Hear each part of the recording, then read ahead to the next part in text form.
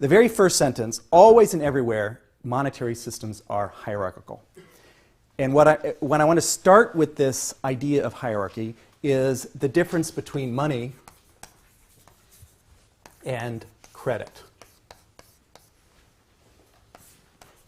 Money is better than credit. Okay? Doesn't just cost more or something, it's qualitatively better. Credit is a promise to pay money. Money is money. Money is the thing that eliminates debts, the money that debts are canceled in. Okay? Everyone knows that, okay? But the significance of that is often underestimated. This is the place to begin. All textbooks talk about money and credit like that. Okay.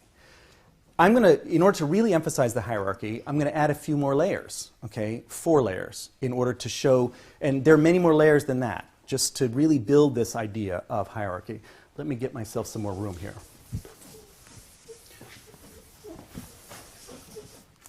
And I'm going to think about a world where the ultimate money is not problematic at all. It's gold. Okay? You all probably know that at one point there was a gold standard, and some people think of that moment with nostalgia, and some people think of it as sort of archaic system that we pass through. We'll have those discussions later on. This is going to help us think about the hierarchy at the moment, because it's pretty clear in the gold standard what is the ultimate money. So let's start with gold as the ultimate money. Okay? Underneath gold, less good than gold, is national currencies. Currencies are promises to pay gold in the sense that there's a mint standard, there's a mint par, and the central bank of the country is meant to clear international accounts in the ultimate money, in gold. So there's national currency that's the liability of a central bank. We'll come to that in a minute. Underneath that are bank deposits. These are private banks that are issuing deposits. Deposits are promises to pay currency, not promises to pay gold. But so ultimately they're promises to pay gold, because if you get currency, you can turn it into gold. So, and then underneath deposits are all other kinds of credit. So we'll just call them securities, but it could also be loans of various kinds here. Well, that's clearly credit. You know, these are promises to pay, and this is money. Okay. When we say money, loosely, okay, where do we draw the line between money and credit? Let's see.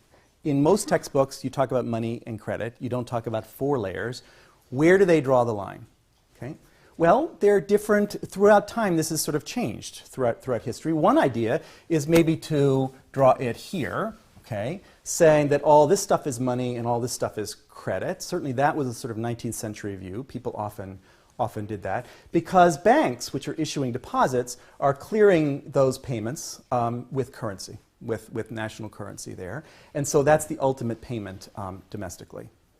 So if you take a banking point of view, okay, take the point of view of a bank, maybe this stuff is money and this stuff is credit. But if you've had any, well, introductory economics or something, you'll have heard of M2 and M3 and so forth. And they take the point of view of the consumer or the business, which is generally doing business with these deposit accounts here and thinking of money as everything above here, okay, and credit as everything below here. Okay? And if you've taken a course in international monetary economics, okay, you will know that it does you no good at all in paying international payments to have your own currency. You have to have the international currency. Okay, so money is everything above this line, and credit is everything below this line. Okay, so what lesson do we take from this? What counts as money and what counts as credit depends on the situation, and it depends on who you are, and it depends on the layer of hierarchy you're talking about.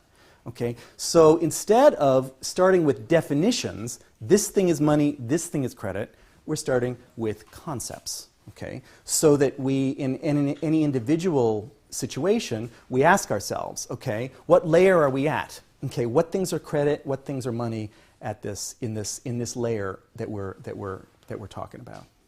Okay, so there's a hierarchy.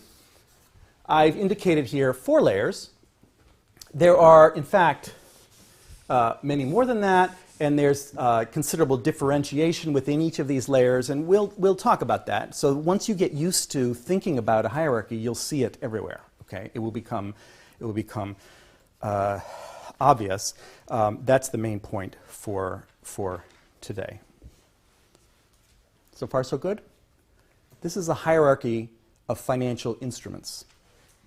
Financial instruments.